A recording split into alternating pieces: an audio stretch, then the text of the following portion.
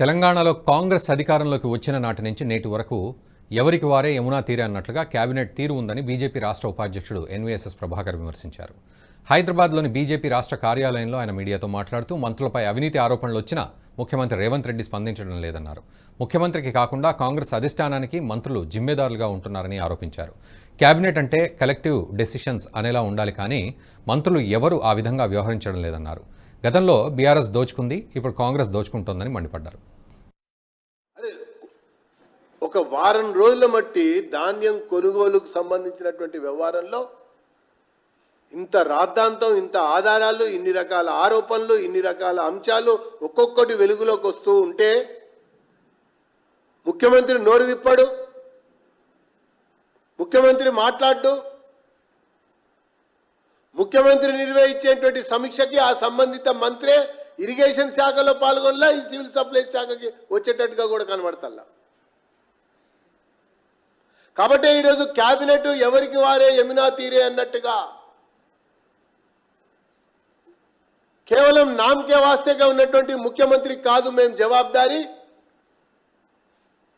అధిష్టానంకే మేము జిమ్మెదారీ అన్నట్టుగా వ్యవహరిస్తున్నటువంటి మంత్రుల యొక్క వ్యవహారం వలన రాష్ట్రానికి, రాష్ట్ర ప్రజానికానికి తీవ్రమైనటువంటి నష్టం జరుగుతూ ఉందని చెప్పని భారతీయ జనతా పార్టీ అభిప్రాయపడతా ఉన్నది.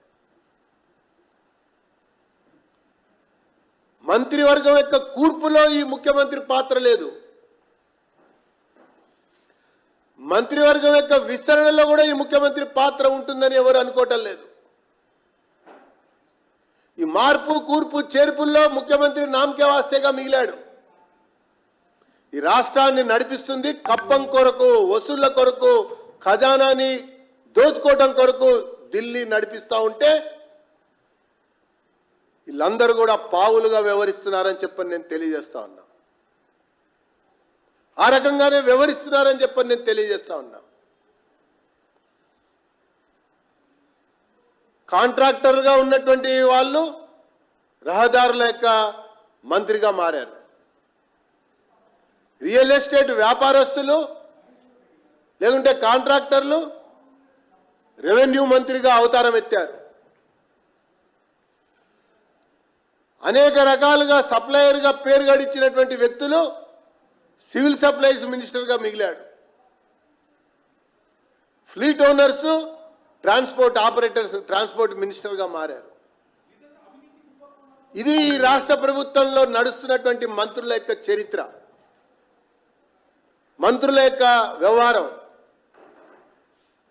ధనిక రాష్ట్రం యొక్క ఆస్తులేమో తరుగుతున్నాయి, ధనిక రాష్ట్రం యొక్క ఆస్తులేమో తరుగుతున్నాయి, మంత్రుల యొక్క ఆస్తులేమో రోజు రోజుకి పెరుగుతున్నాయి.